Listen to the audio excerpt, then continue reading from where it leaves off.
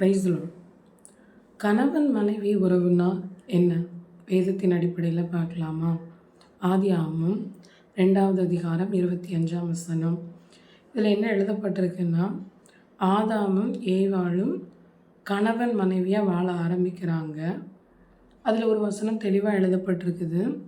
அதாவது, ஆதாமும் ஏவாளும் நிர்வாணிகளாய் இருந்தும், ஆதாமும் அவர் மனைவியுமாகிய இருவரும் நிர்வாணிகளாய் இருந்தும் வெட்கப்படாதிருந்தார்கள். நிர்வாணம் அப்படின்னோடனே நம்ம நேக்கட்னஸ் அப்படின்னு நம்ம பார்க்குறோம். வேதத்தில் தெளிவாக எழுதப்பட்டிருக்குது. ஒளிவு மறைவு இல்லாமல் இருக்கிறது தான் நிர்வாணம். நம்ம இதை வேறு மாதிரி யோசிக்கிறத விட வேதத்தின் அடிப்படையில் நம்ம பார்த்தோன்னா ஒளிவு மறைவு இல்லாமல் வாழ்கிறது தான் நிர்வாணி அப்படின்றது இங்கே குறிப்பிடப்பட்டிருக்கு. எபிரேயர் 4:13 எடுத்து வாசிங்கன்னா தெரியும். அவருக்கு மறைவான சிருஷ்டி ஒன்றும் இல்லை, சகலமும் அவருக்கு முன்பதாக நிர்வாணமாய் வெட்ட வெளிச்சமாய் இருக்குது.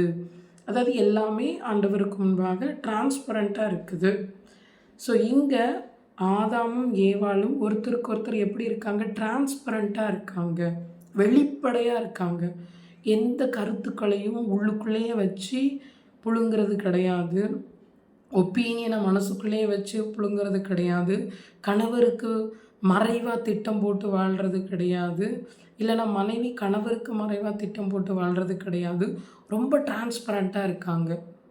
நான் யோசிக்கிறது என்ன அப்படின்னா, ஏவாளுக்கு என்னென்ன தாட் வருதோ எல்லாத்தையும் ஆதாம் கிட்ட சொல்லியிருப்பா. ஆதாமுக்கு என்னென்ன தாட்ஸ் வருதோ, என்னென்ன யோசனைகள் வருதோ எல்லாத்தையும் என்ன பண்ணுறாரு, ஏவாள்கிட்ட சொல்லி இருந்திருப்பார்.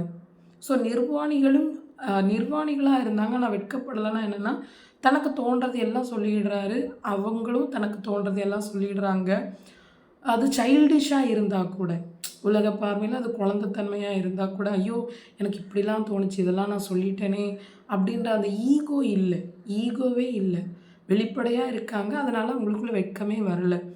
எப்போ ஈகோ ஸ்டார்ட் ஆகுதோ, எப்படி இதெல்லாம் நான் இறங்கி போய் அவகிட்ட சொல்கிறது, இல்லை நான் மனைவி எப்படி நான் இறங்கி போய் இதெல்லாம் அவர்கிட்ட நான் ஓப்பனாக கன்ஃபஸ் பண்ணுறது, அப்போந்தான் நம்மளுக்குள்ள அந்த வெட்கம் வரும்.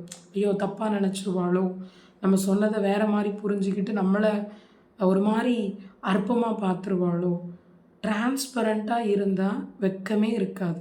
மனைவியும் டிரான்ஸ்பரண்ட்டாக இருக்கணும், அதாவது வெளிப்படைத்தன்மையாக இருக்கணும். கணவனும் வெளிப்படைத்தன்மையாக இருக்கும்போது அந்த லைஃப் ரொம்ப சூப்பராக இருக்கும். கர்த்தருக்கே மகிமை உண்டாகும்.